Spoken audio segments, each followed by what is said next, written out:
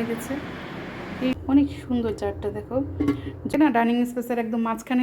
আসসালামু আলাইকুম, সবাই কেমন আছো? আমার পেজে যেহেতু তোমরা সুন্দর সুন্দর বাড়ির ভিডিও দেখতে চাও, তাই তো আবারও একটা সুন্দর বাড়ির ভিডিও নিয়ে আসলাম। আমার একটা ফ্রেন্ড, ওর বাসায় আসছিলাম আজকে।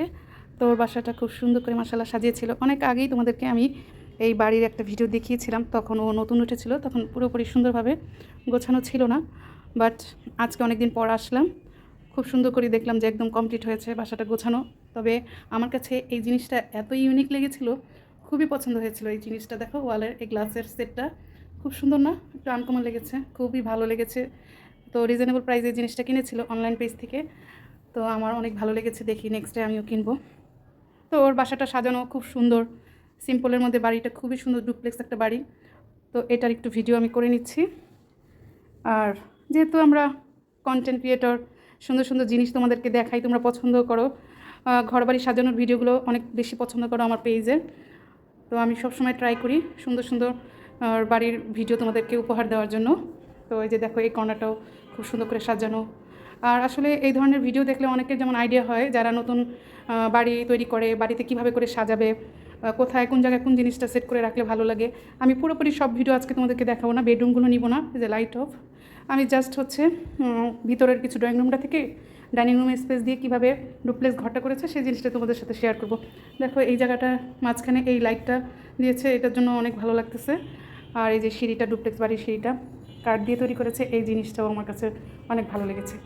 আর ওইদিকে গ্লাস দিয়েছে, বাইরে দেখা যায়, আমাকে দেখতে পারতেছে একটুখানি, আমি তোমাদের সাথে আমাকে শেয়ার করছি। সিঁড়ি দিয়ে নামাটা কিন্তু খুবই সুন্দর লাগতেছে। আর এই যে এখানে 3টা গ্লাস লাগিয়েছে, এই গ্লাসটা খুবই সুন্দর। ডুপ্লেক্স বাড়ির এই জিনিসটাই আমার কাছে খুব ভালো লাগে। আমরা এই সিঁড়িতে বসে আমরা দুজনে চা খেয়েছিলাম। দেখো এখানে অবশ্য কভার করে দিয়েছে, এই জায়গাটা দিয়ে খোলা রাখলে খুবই সুন্দর লাগে ভিউটা দেখতে। আমরা এখানে বসে বসে চা খেয়েছিলাম।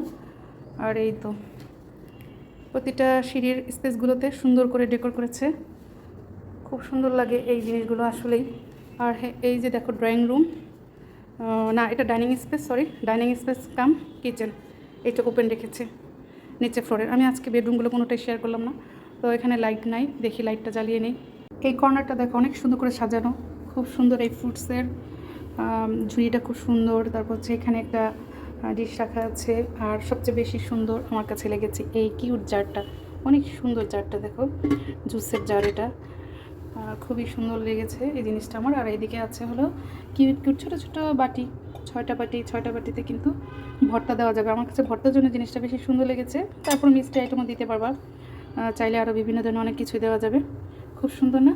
দেখো মিররটাও কিন্তু খুব সুন্দর, মিররের মধ্যে আমাকে দেখতে ভালোই লাগছে।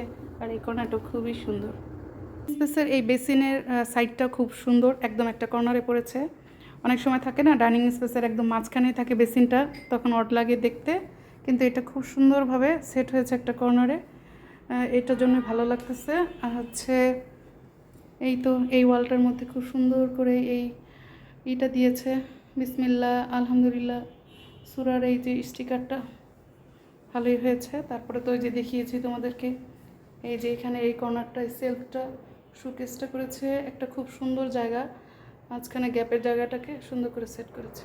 সব মিলিয়ে ওভারঅল খুবই সুন্দর হয়েছে, খুবই সুন্দর হয়েছে বাড়িটা।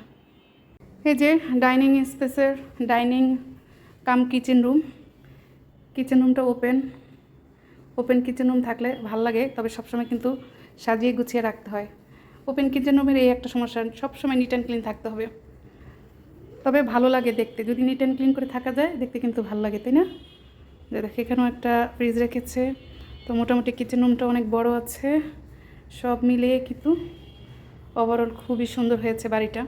আমি just kitchen room, dining room আর ডুপ্লেক্স মানে সিঁড়ি দিয়ে উপরের রুমটাই দেখালাম, কোনো বেডরুমে কিন্তু তোমাদের সাথে শেয়ার করলাম না। কেমন হলো বলো আমার এই আজকের ভিডিওটা? সুন্দর বাড়ির ভিডিওটা দেখে যদি তোমাদের কাছে ভালো লেগে থাকে তাহলে লাইক, কমেন্ট এবং শেয়ার দিয়ে আমার সাথেই থাকবা। আল্লাহ হাফেজ।